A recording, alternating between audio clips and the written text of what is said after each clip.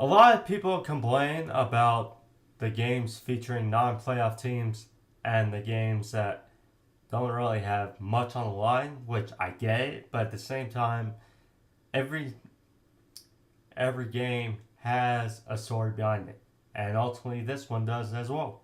As between Jackson Dart and the New York Giants heading on the road to Las Vegas to face the Raiders, and the Raiders started out 1.5 point favorites. Now it's swifted to the Giants.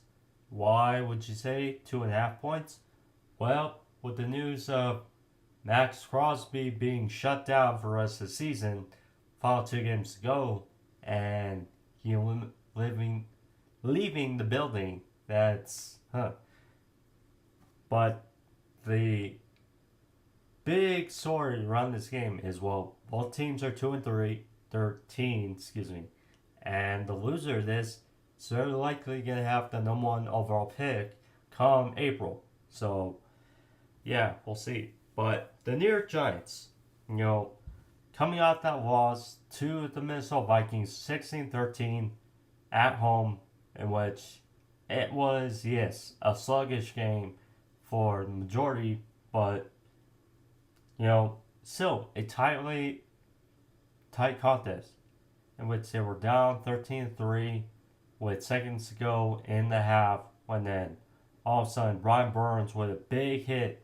on J. McCarthy, knocks the ball free, and then Tyler Newman recovers for a score, and thus it's a 3-point game at half.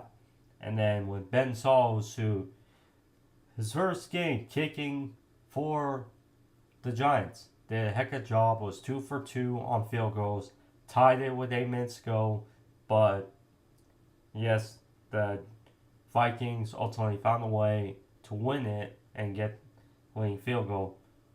So we shall see. Jackson Dart only threw the ball 13 times.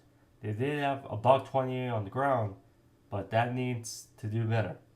As for the Raiders, they had a tight contest, a good game versus the Texans on the road, in which they, despite losing 23-21, they were down 9 in the fourth, but then Ashton Jeanty busted through for a 51-yard scamper for a score, and ultimately they couldn't do much after, but Jeanty finished 24 carries for a $128.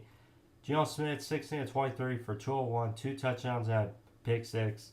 Ultimately, with the news of today, yes, Brian Burns, best player on defense. Giants win 20